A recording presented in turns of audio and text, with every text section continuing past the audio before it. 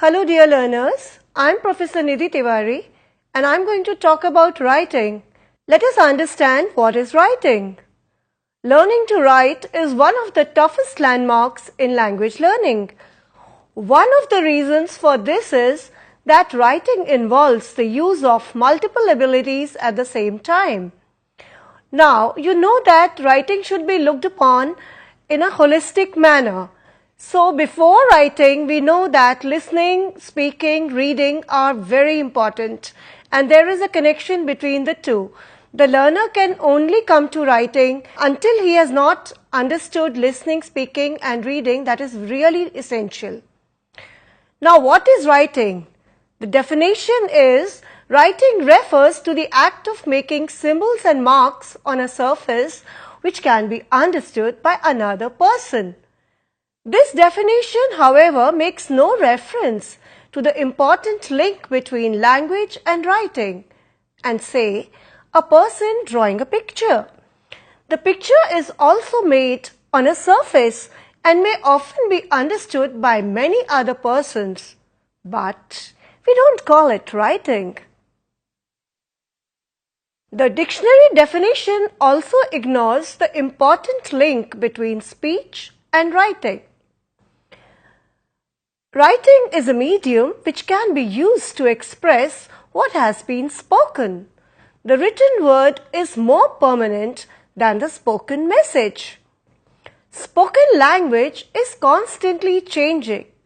Written language changes very slowly since there are many social pressures to sustain its form.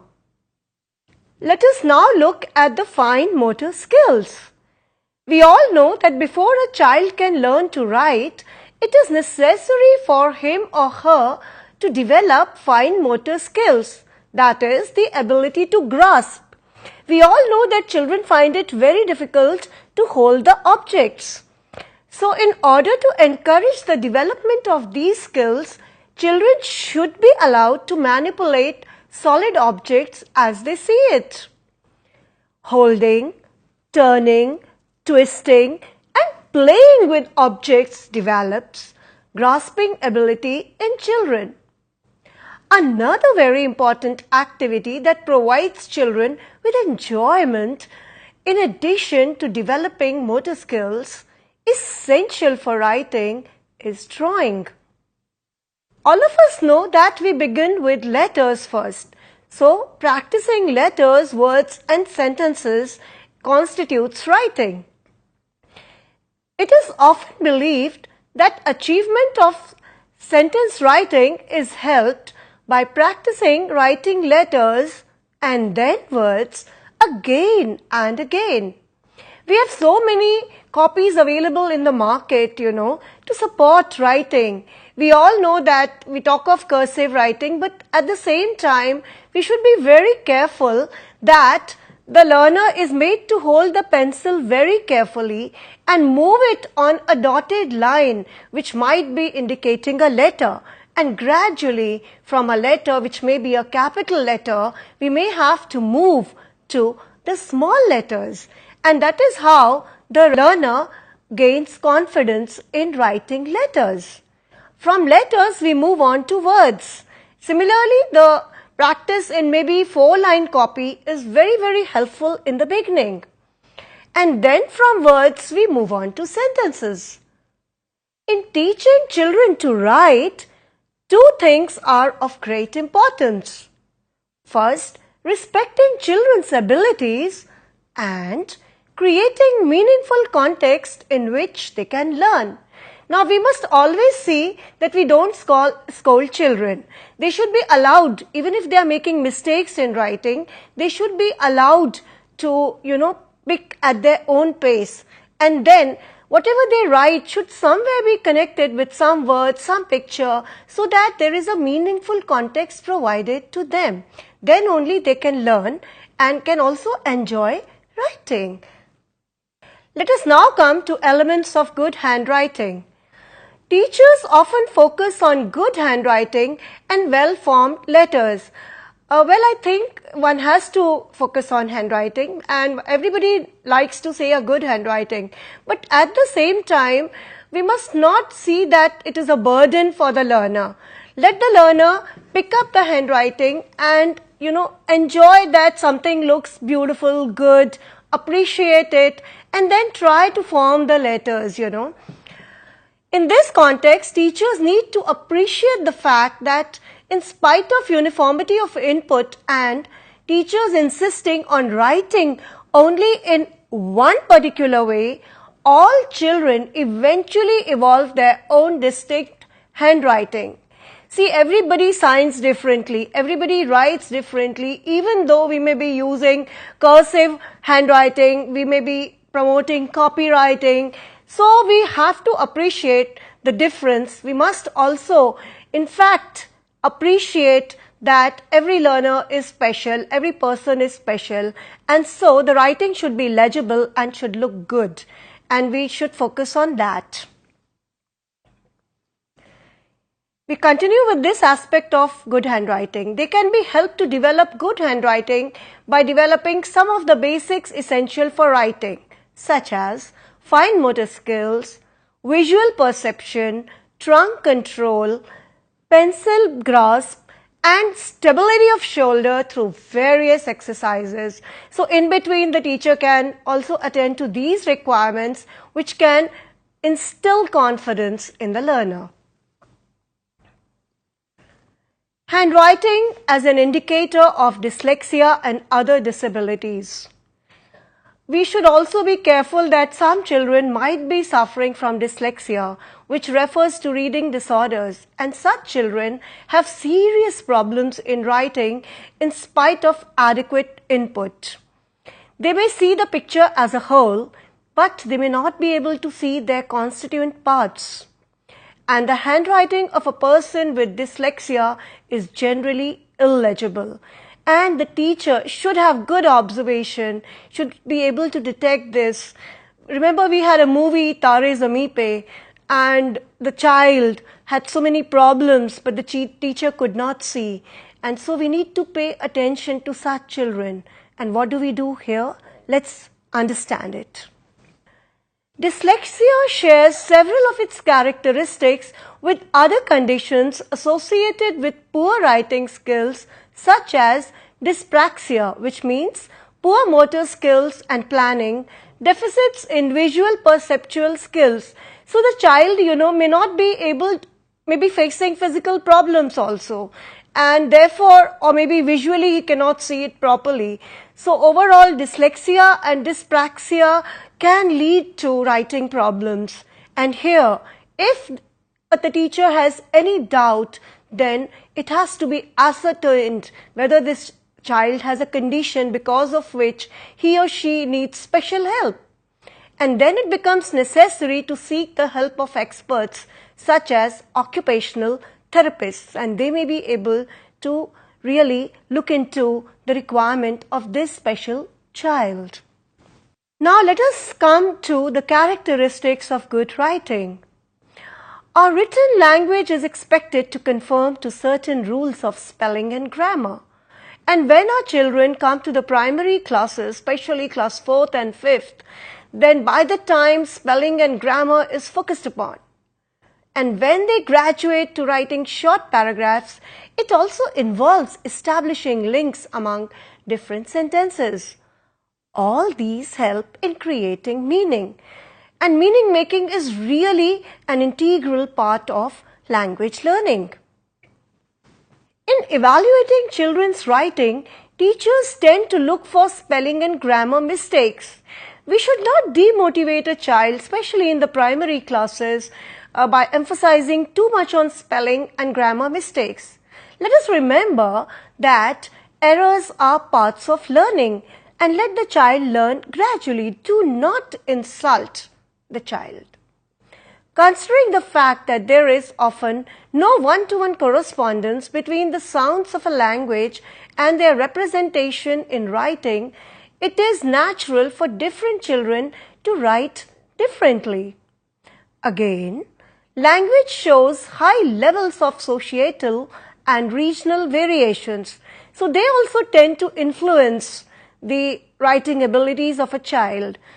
sometimes the sounds from Hindi or other languages may influence. We have been talking about language interference, though in the modern context, we also say that skills get transferred from one language to another.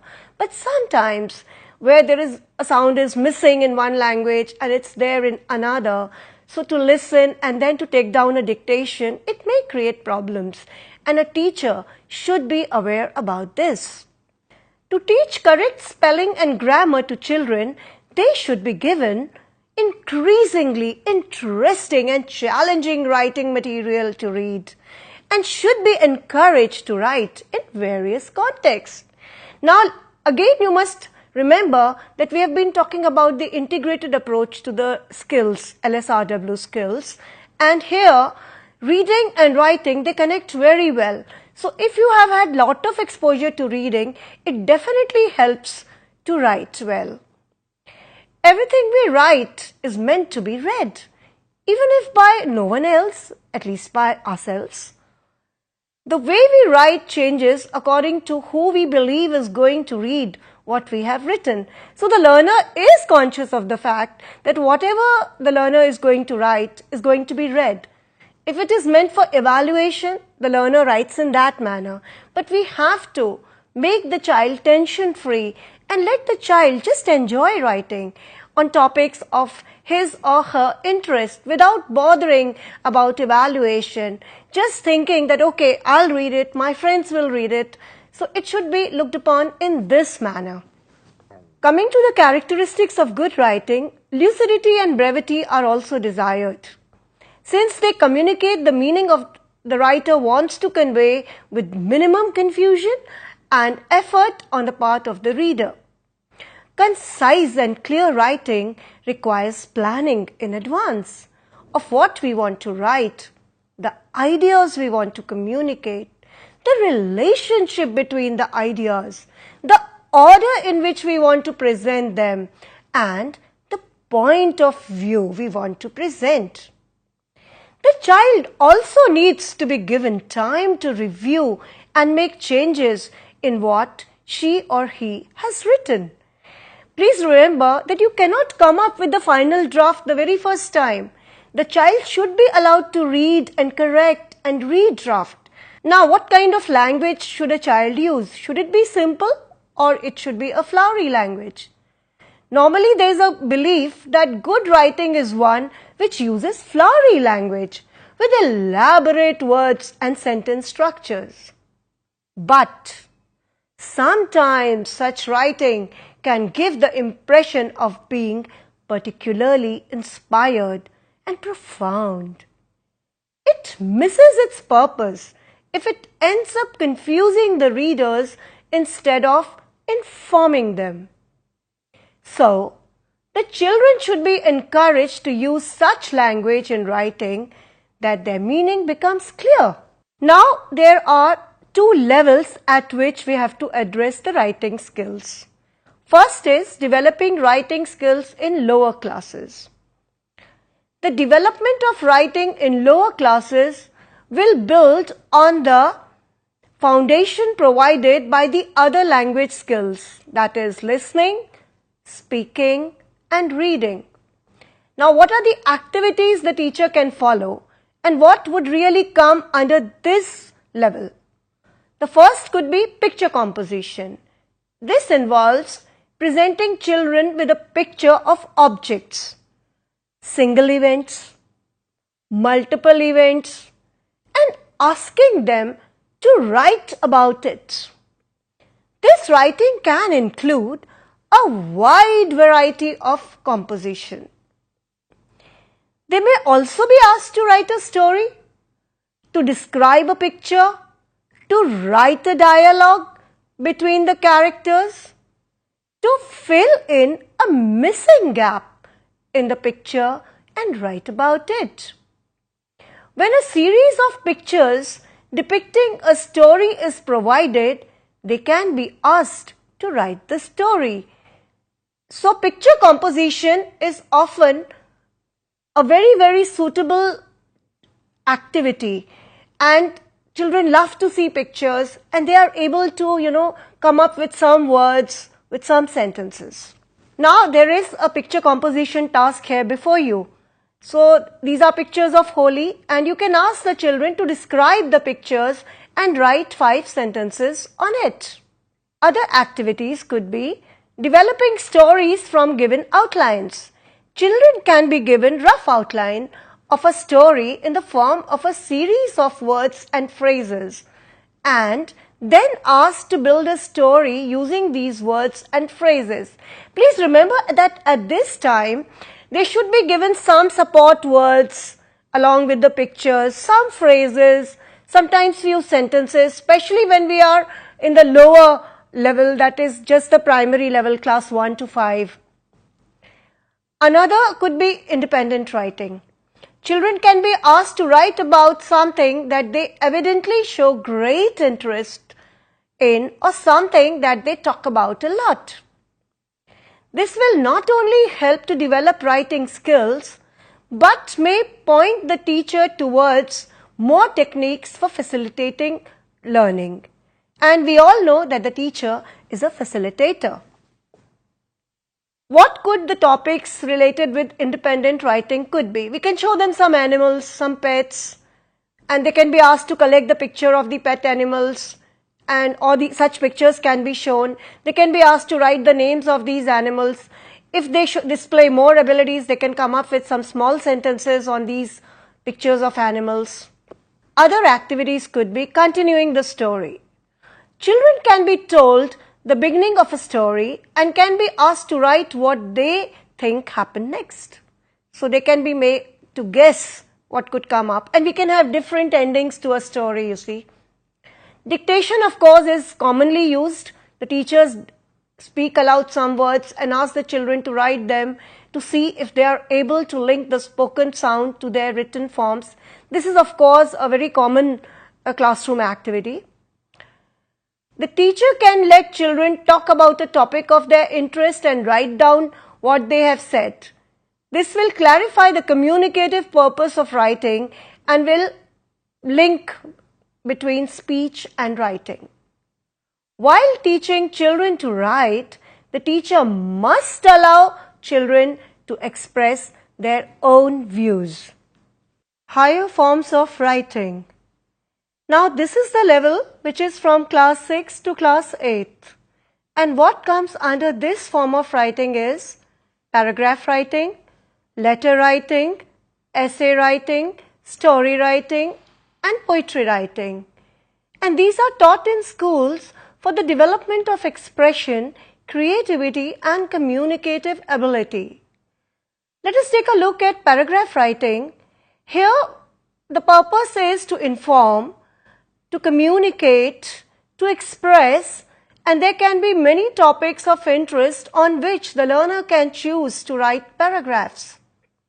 Letter writing is covering the area which can be informal as well as formal, and the letter writing format has to be taught to the learner by the teacher, after which the body of the letter can be focused upon.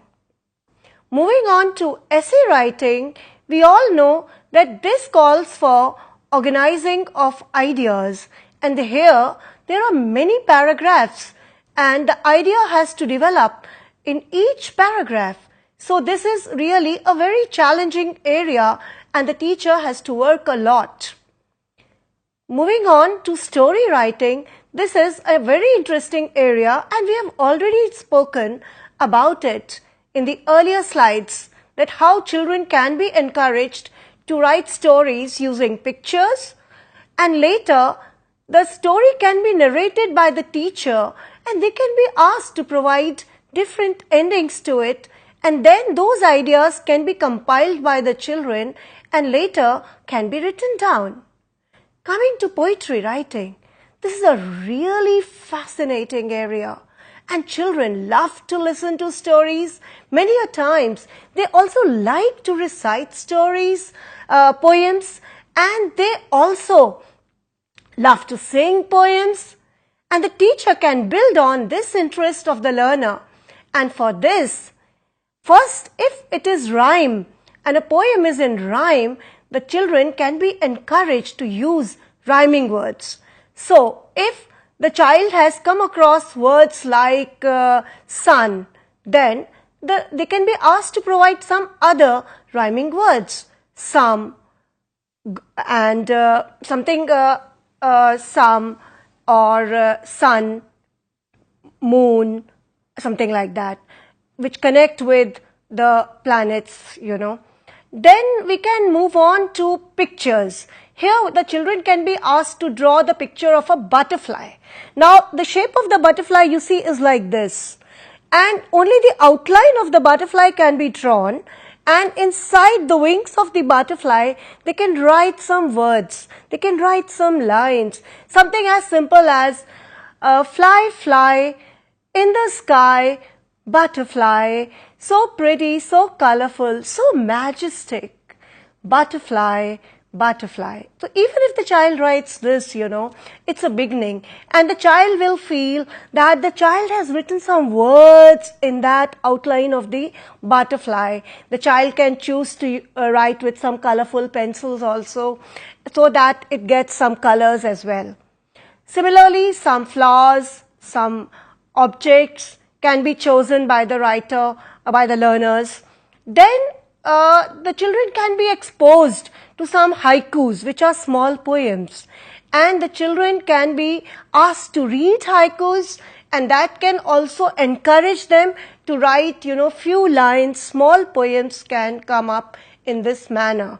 And so the creative ability of the learner can easily be enhanced, and the children will feel that they can come up with their own poems, which definitely will be very, very encouraging. Let us now come to the topic paragraph writing. You can see the pictures here. Two people are talking to each other. So you have to read the telephonic conversation and then write a paragraph which is based on it. So children can be provided such pictures where two people are speaking on the phone, and this can be followed by a telephonic conversation. And the children can read this telephonic conversation and they can be encouraged to write a paragraph on it. Now let us take a look at this telephonic conversation. The conversation goes thus. Hello Sonam. Hi Dad. Monto's train arrives at Habibganj at 9:30 a.m. You have to receive him and take him to Professor's colony. Yes, Dad. Pay attention. He has a computer test tomorrow at NIIT Arera colony. Okay, Dad. Leave his luggage at home. Give him some breakfast and then take him for the test. Thank God it is a Saturday, so I'm free during the daytime. He finishes his test at 7:30 p.m. Pick him up and put him on train. Where to? To Delhi, of course. Now, tell me, what will you do? Oh, sure, Dad, I'll do this work. And so this is how the telephone goes, conversation goes.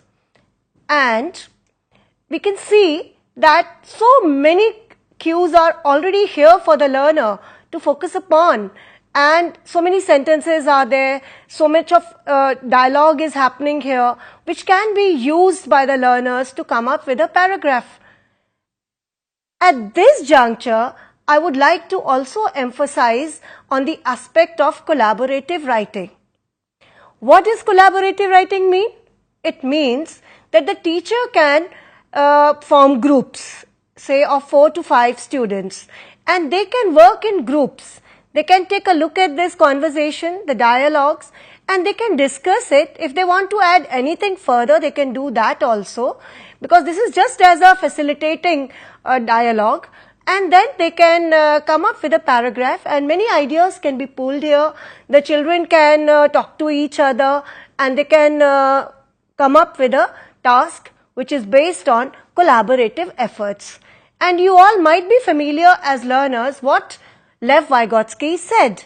Vygotsky said that lot of language happens in social interaction, and he was the one who came up with the idea of collaborative learning, and we can very easily bring in collaborative writing.